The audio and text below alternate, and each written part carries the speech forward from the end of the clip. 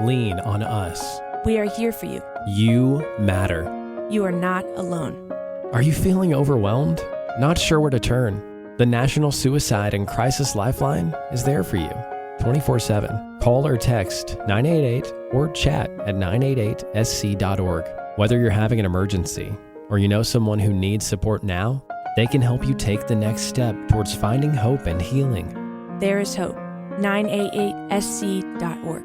It is Ryan here, and I have a question for you. What do you do when you win? Like, are you a fist pumper, a woohooer, a hand clapper, a high fiver? I kind of like the high five, but if you want to hone in on those winning moves, check out Chumba Casino. At ChumbaCasino.com, choose from hundreds of social casino-style games for your chance to redeem serious cash prizes. There are new game releases weekly, plus free daily bonuses. So don't wait. Start having the most fun ever at ChumbaCasino.com. No purchase necessary. VGW. Void where prohibited by law. See terms and conditions. 18+.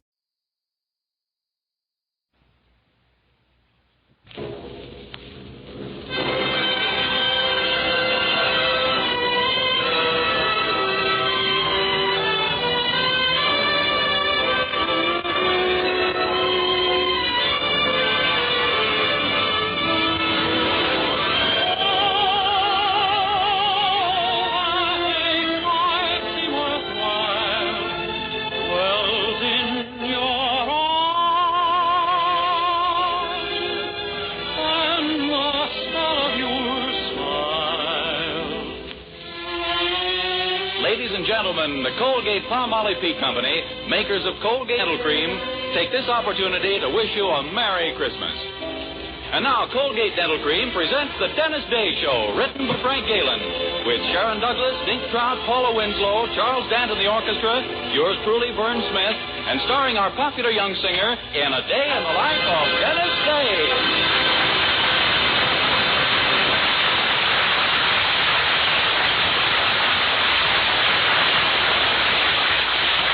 Here's Dennis to sing A Gal in Calico.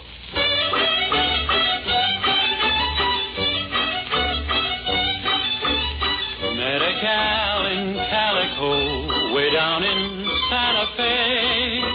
I used to be her Sunday beau till I rode away. Do I want her? Do I want her long? Yes, sirree. Will I win her? Will I win her long? Wait and see. Working with the rodeo, go from town to town. See most every kind of gal, every kind of gown. But who made my heart sing? Yippee-I, yippee-oh, my little gal in calico. Quit the rodeo, gonna settle down, buy a boat, a calico, for a wedding gown. Then will I fend for it? Yippee-I, yippee-oh, my little gal in calico.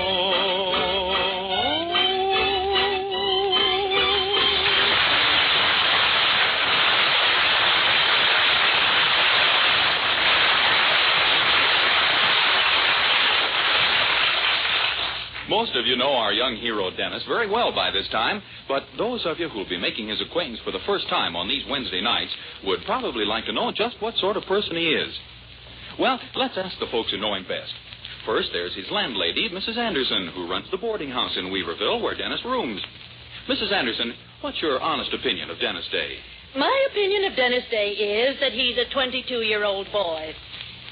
Well, yes, of course, but what sort of 22-year-old boy? Well, I'm sorry, but that's as far as I'd care to go on. Well, it's a fact that Dennis has never managed to get into Mrs. Anderson's good graces. Now, Mr. Anderson, on the other hand, kind of likes him, although he's never come right out and admitted it. And just why haven't you, Mr. Anderson? Well, it all goes back to when I first married my dear wife. Or, as I like to call her, the big woman. Go on, Mr. Anderson. You see, when we were married, we made a pact, Poopsie and I. We we'd always think and act as one person. Of course, I didn't know then that the one person would turn out to be Poopsie. Oh, I see. Well, there's one member of the Anderson family who likes Dennis and makes no boast about it. That's their daughter, Mildred, our young hero's girlfriend. Right now, on this fine Christmas morning, she's carefully planted herself under the mistletoe in the Anderson living room as Dennis comes down for breakfast. Morning, Mildred. Merry Christmas. Merry Christmas, Dennis. Boy, I sure am hungry this morning. See you after breakfast, huh? Why, Dennis, wait. What's the matter? Well, don't you notice? I'm standing someplace. Well, that happens very often when you're not sitting down. I don't mean that silly. Now, look around carefully. Don't you see anything different? You're wearing a new dress? No, higher. You washed your face? Dennis, what's over my head? Hair. I mean on the chandelier. Don't you see what's tied to it? A piece of mistletoe. Oh, I see now. Pretty, isn't it? Dennis, I'm standing right under it. Well, don't worry. A little thing like that couldn't hurt you if it did fall off. Didn't you ever hear of mistletoe, Dennis? If a man happens to find a girl standing under it, he can kiss her. Gosh, really? Yes. And you happen to find me standing under it. Well. Oh, I couldn't take advantage of an accident. But it wasn't an accident, Dennis. I stood here on purpose. Mildred. I did it so you'd kiss me. I want you to kiss me. You women are all alike. No one wants my brains, only my kisses.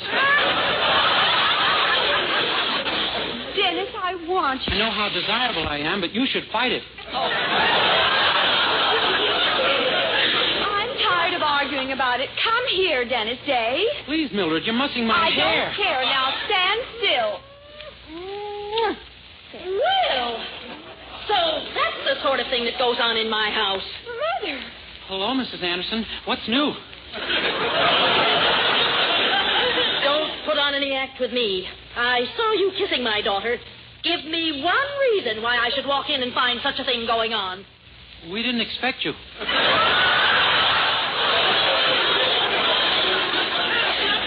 Well, it was all my fault, Mother. Really, it was. You see, it's Christmas, and there was mistletoe, and I was standing under it, and... Well, anyway, it was only a little peck on the cheek. That's true, Mrs. Anderson, and I promise it won't happen again until we've been married for years. Married, indeed. Young man, you've been nothing but trouble to me since you began boarding here. I suggest that you look for another place to live as soon as you can. But, Mrs. Anderson... That's my last word on the subject. Gee, now I'm in a fine mess. Golly, I'm sorry, Dennis. You wouldn't have gotten in trouble if only I hadn't insisted on kissing you. Oh, that's all right. As a matter of fact, I kind of like being kissed. Oh, did you, Dennis? Yeah. I see now why so many people speak so well of it. Oh, gee, I hope Mother doesn't really make you move. No, it wouldn't be much of a Christmas if she did. Oh, dear, I nearly forgot with so many things going on. What? There's a little present for you inside, underneath the tree. From me. Gosh, thanks, Mildred. I hope you won't be too disappointed, but I didn't have enough money to buy you an expensive present this year. Oh, well, that's all right, Dennis. I'll be every bit as happy with a present that costs practically nothing. I didn't have enough to buy you one of those either. Oh, well, don't feel badly. I understand. Next year I'll be able to give you something real nice to make up for it after my invention is put on the market. Your invention? Yeah, I haven't told you because I wanted it to be a surprise. You see, one day last week, Mrs. Courtney came into the drugstore to get something for a terrible headache. So I made up a wet pack out of some stuff I found, and she put it on her head. And it cured her headache? No, it made her headache worse, but it curled her hair. Oh, my goodness. I haven't told a soul yet, but I think I've invented a permanent wave solution. It should be worth millions. Oh, I should say so. Have you tried it on anyone besides Mrs. Courtney? No, but Mr. Willoughby's police dog sat in some the other day. And what happened? Well, the part that barks is still police dog, but the part that wags is pure French poodle. Oh, Dennis, that's marvelous. I'm improving it all the time. Why, just yesterday I put some powder from France I found in the place. Oh, golly, I just had the most wonderful idea. What? My mother's got to know about this. Why, when she sees what you've got hold of, she'll never let you move out. Oh, she won't believe it's any good if I invented it. Oh, but that's just it. She's got to try some herself. But how are we going to get her to do that? Oh, look, she's in the next room. You go in and hint in a subtle way that she doesn't look quite as attractive for Christmas as she might. Her hair looks a little stringy. And then you show her your invention and ask her to try some on her head. Golly, I'll do it. I've got a jar of it right here in my pocket. Good. Oh, but you've got to be very diplomatic about telling her she could look more attractive. Here goes. Mrs. Anderson. Yes? You know, I was just thinking, you're pretty ugly today. I don't mean all over, just above your neck. How dare you talk to me like that? Mrs. Anderson, wait, you don't understand. What I meant is you're beautiful, only your hair kind of spoils it. My hair? Yeah, it's so straight. Why, if you had curly hair, you could look just like Lana Turner all over instead of just locally. Oh, that's very sweet of you, Dennis. Oh, but my hair's always been straight. Even a permanent doesn't curl it. Well, I have some stuff right here that will, Mrs. Anderson. If you'll just put some on your head in 2 or 3 minutes, you'll be amazed. Well, if it's as good as all that, I certainly will try it. That's swell. Come out and show Mildred. Well, Oh, good morning, Mr. Anderson. Good morning, Dennis. My lover girl in there? Yes, but don't go in, Mr. Anderson. You're going to get a surprise in a minute. I am? Yeah. How would you like it if your wife suddenly became Lana Turner? Outside of Lana Turner suddenly becoming my wife, I can't think of anything nicer. Well, you just wait. You really think it worked, Dennis? Oh, sure. And with that French powder I put in yesterday to make it smell nice, she'll just love it. Well, what kind of French powder was it? Oh, I don't know. Only the name of the maker was on the box. Some fellow named Plaster of Paris. Plaster of Paris? Oh, Dennis, no. I did something? Did something? Oh, we're finished forever. Mildred, what do you mean? Yes, what are you two talking about? Well, how do I look? Well, my head feels awfully peculiar. Oh, really, Mother? Yes. How do you like it, Herbert? Oh, very nice, Poopsie. That's the first sensible hat I've ever seen you wear. Hat? I'm not wearing a hat. You mean that's you? Well, certainly. This is my new hairdo. Don't you think you overdoed it? What do you mean? Get out of the way so I can see myself in the mirror. Why, I don't... Ah! Dennis, Dave! My hair! It's ruined! Listen to it. Oh, there's nothing to worry about, Mrs. Anderson. I'll have your head in fine shape as soon as I get hold of a hammer. Oh, a hammer? Yeah, that's the only way I can get that shiny crust off your head.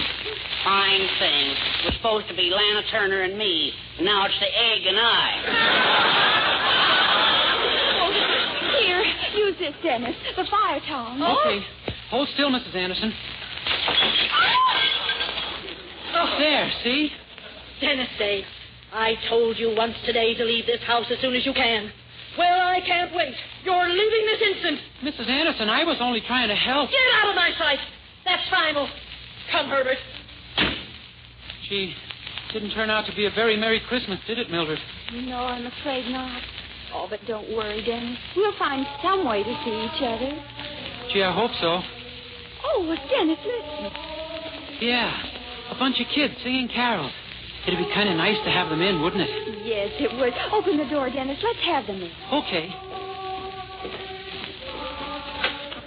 Hey, fellas, come on in. Mrs. Anderson may have something for you. Okay, come on, guys. You better shake the snow off your shoes. Mrs. Anderson is very particular about her rugs. Come on in, boys. Yes, ma'am. Thank you, ma'am. Thank you, ma'am. Hey, what about that little fellow out there in the snow? Isn't he coming in? Nah, he don't sing with us. He just follows us around. Yeah, everywhere we go, he tags along. We can't get rid of him. He's a pest. Hey, fella, why don't you come up here on the porch? You'll catch cold out there. Come on up. Be afraid. What's your name? Cecil? Oh, your name is Cecil, huh? Yes, sir. Cecil. Well, come on up, Cecil. Yes, sir. See, you are catching cold. I'm not cold. You're not crying, are you? Yes, sir. You are? But this is Christmas. You shouldn't be crying on Christmas. Yes, sir. What are you crying about, Cecil?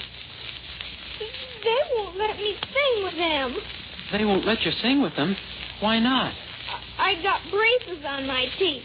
They say I don't sing good. Well, I don't believe it. I'll just bet that you're a real good singer. No, I'm not. I don't really sing good. You don't? No, sir, I don't sing good, but I like to sing anyway. I like to sing more than anything in the whole world. Sure you do. And that's what makes singing really important.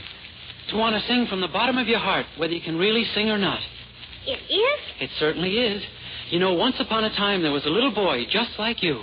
Well, this little boy wanted to sing more than anything else in the whole world. Honest? Uh-huh. And one night he had a vision. And the vision told him never to stop singing, because someday he would sing for the king. What's a vision? A vision? Oh, a vision is something like a dream, I think. Well, this little boy... What was his name? His name?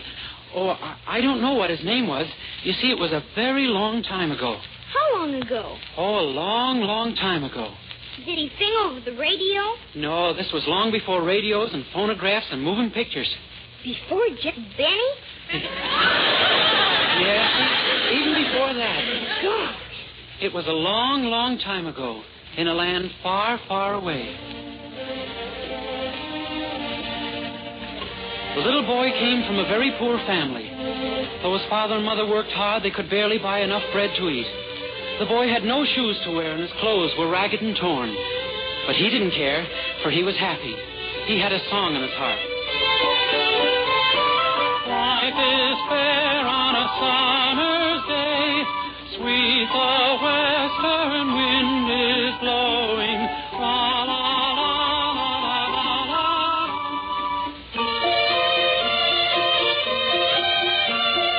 One day his father called the boy to his side and said, "Why is it, my son, that you always sing?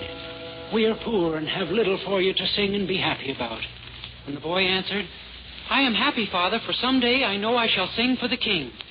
And his father said, "That foolish vision of yours, you must forget such nonsense, for a poor ragged boy like you will never sing for the king."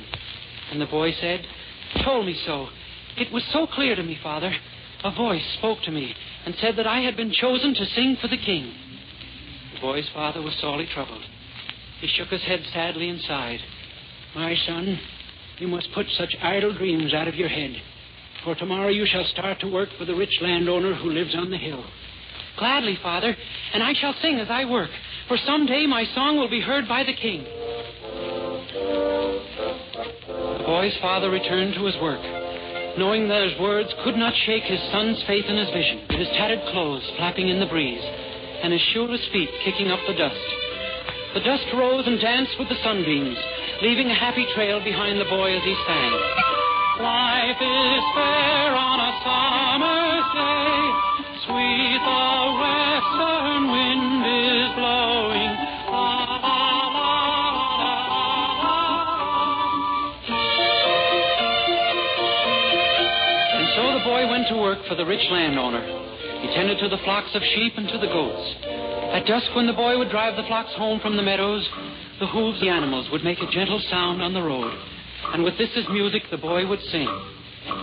Life is fair on a summer's day. Sweet the western wind is blowing. La, la, la, la, la, la, la. One day, not long after, the landowner called the boy to him and said, "Hearken to me, boy.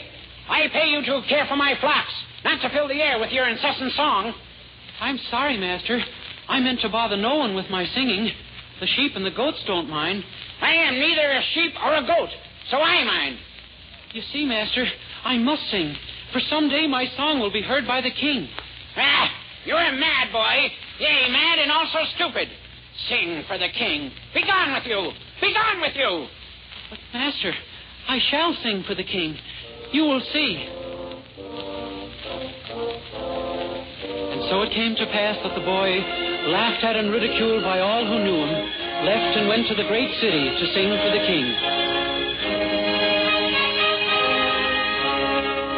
Never had the boy seen such a city. Great buildings lined the streets, and the greatest of all was the palace of the king. There were many steps that led up to the palace gates, and the gates themselves were as tall as a tree. He felt very small and afraid as he ascended the steps. He would have run away, but he kept thinking of his vision.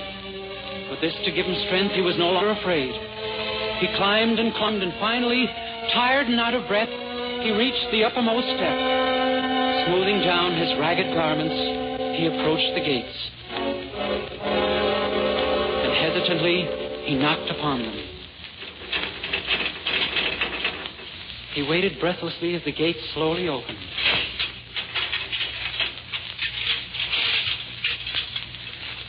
Who knocks at the palace of the king? The boy looked up at the tall guard and said, I did. Ragged beggar, what is it you want? I am not a beggar. Speak up! What is it you want? I have come because of a vision. I have come to sing for the king. You? Sing for the king? You, a ragged beggar boy, have come to sing for the king! The guard laughed and laughed. Other guards came, and they too joined in the laughter. They laughed even more when the boy told them of his vision. Then, tiring of their laughter, they picked the boy up and cast him down the many steps to the street below. And slammed the gates shut. The boy picked himself up out of the dirt at the bottom of the steps, and sadly, with his head bent, he walked away from the palace. That night, weary from his journey and unable to travel further, the boy stopped to rest by the side of a hill. Sheep were grazing nearby, and as he fell asleep, the boy knew that he would never sing again. He was awakened that night by a strange light, a light that transformed everything about him, a light from a great star that shone above.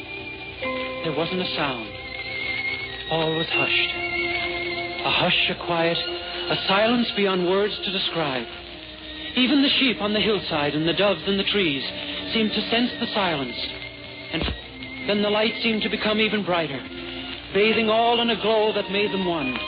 The boy, the hill, the earth, the grass, the animals all became one, and one alone. The boy raised himself from the ground, not daring to breathe. Then he felt a song swelling in his throat. He could contain himself no longer. Something was compelling him to sing. He stood up straight and small on the hill. What if they had laughed at him?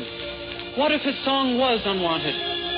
He felt he must sing now, here now in this divine night. So he stood.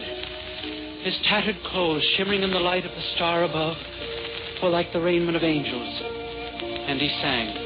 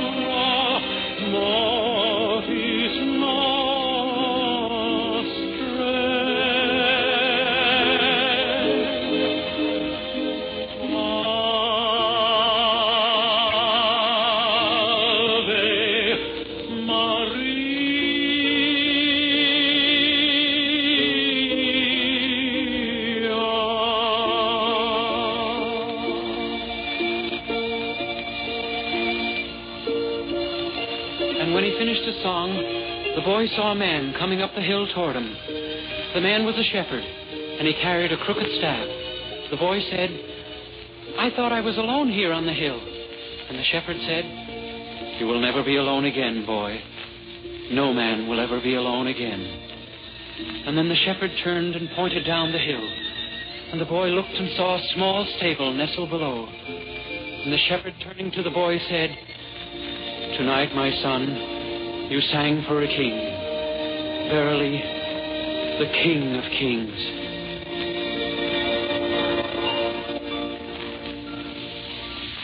And so you see, Cecil, if your heart is full of song, you must sing. Oh, I didn't know you folks were listening. It was a lovely story, Dennis. It was beautiful, Dennis. Yes, it was. Yes, it was a very nice story. And I'm sorry I got so angry with you. I hope you forgive me, Dennis. Oh, sure. That's all right, Mrs. Anderson. Cecil, would you like to sing with us? And oh, gosh, I'd love to sing with you. I'd love to sing with you. Will you let me, honest? Will you let me sing with you?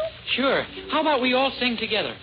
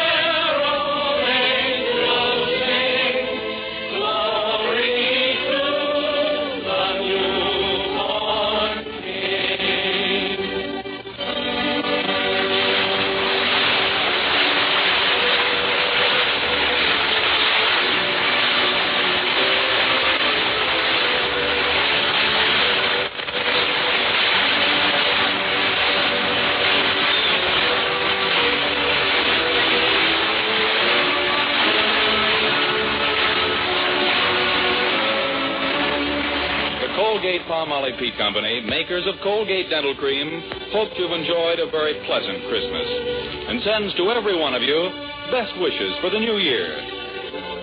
Dennis Day can be heard with Jack Benny every Sunday. And be sure and be with us again next week for another Dennis Day program. More songs, more adventures in the life of our star, Dennis Day.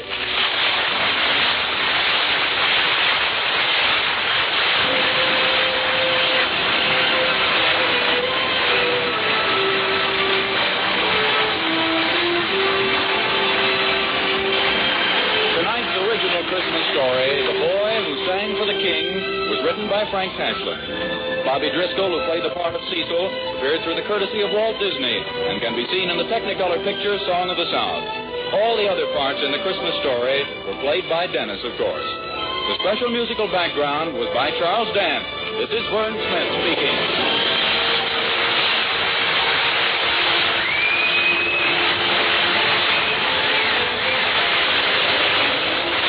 This is NBC, the National Broadcasting Company.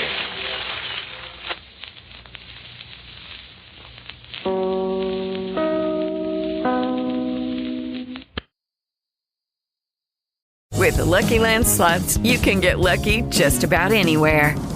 This is your captain speaking. We've got clear runway and the weather's fine, but we're just going to circle up here a while and get lucky.